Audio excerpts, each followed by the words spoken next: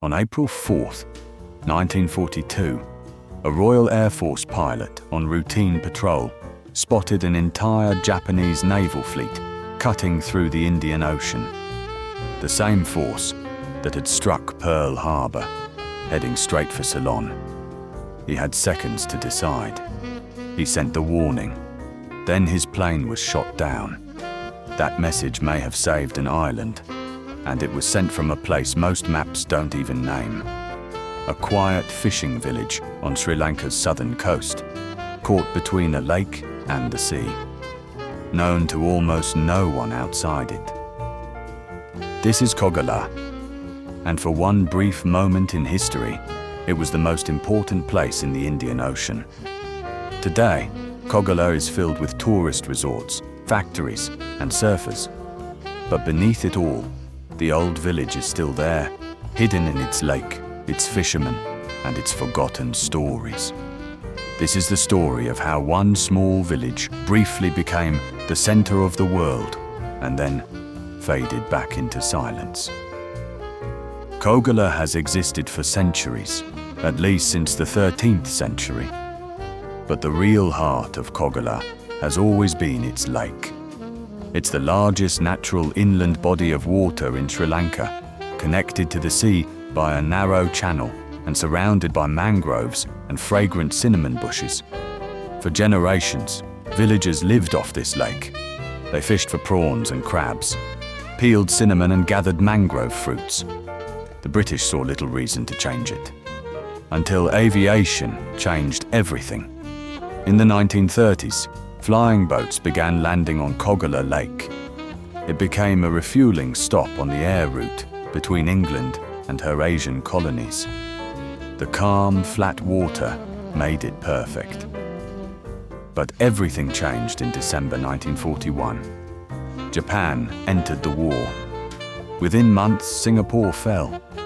British power in Asia collapsed. Suddenly, Ceylon became a frontline target. The RAF needed a base, fast. They chose Koggala. Construction began in 1942. Villagers were given just 48 hours to leave. Homes were demolished, land was cleared. A fishing village became a military zone almost overnight. By the end of the year, almost 1,000 RAF personnel were stationed here. Koggala was no longer a village. It was a war base. Which brings us back to that fateful morning in April. The pilot who spotted the Japanese fleet was Squadron leader Leonard Birchall, a Canadian flying a routine patrol out of Koggala. When he saw the fleet, he knew what it meant. He also knew that transmitting would give away his position. He sent the warning anyway. Large enemy fleet sighted. Minutes later, his plane was shot down. He and his crew were captured. But that message got through, and it changed everything. Colombo had just enough time to react. Ships moved, defenses prepared, fighters scrambled. When the Japanese arrived, they didn't find a surprise attack. They found resistance. Birchall would spend the rest of the war as a prisoner. But in Ceylon and across the British Empire, he became known as the Saviour of Ceylon. After Singapore fell, Britain had another problem. With no safe air route between Australia and Great Britain, the two allies were cut off from each other. So they created one, from Koggala. In 1943, RAF Catalinas began flying a route from Sri Lanka to Perth. 3,500 nautical miles, non-stop, no radio, just stars, compass, and instinct. The journey took 33 hours. Each flight carried only 3 passengers and 60 pounds of mail. Something strange happened on board. Passengers saw the sun rise twice. It became known as the double sunrise flight. At the time, it was the longest non-stop air route in the world, and it all passed through Koggala, a place most people had never heard of. Koggala is also the birthplace of Martinwickramasinghe, Sri Lanka's greatest writer. He grew up beside this lake, and it never left him. His novels, including the beloved coming-of-age novel Madol Duva and the sweeping Gamparalia trilogy, are set here. Stories of a village, a changing world, and the people caught between them.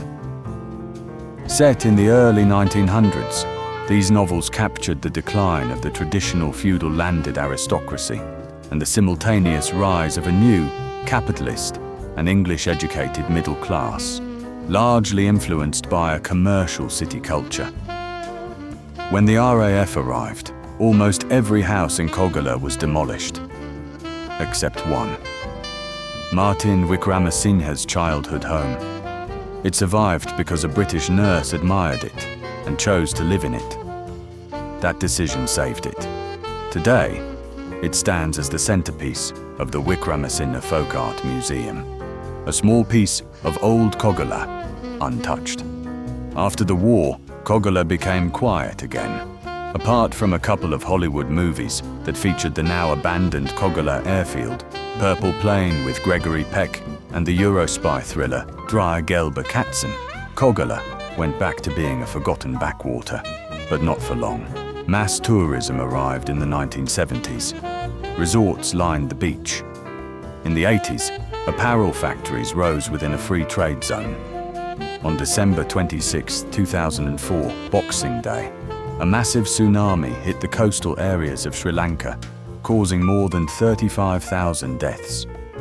Koggala and the surrounding southern coast, entire communities were shattered in minutes.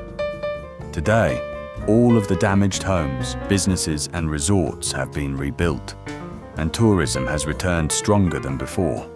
Post-COVID, nearby villages Ahangama and Kabalana became global surf destinations. Koggala changed, completely.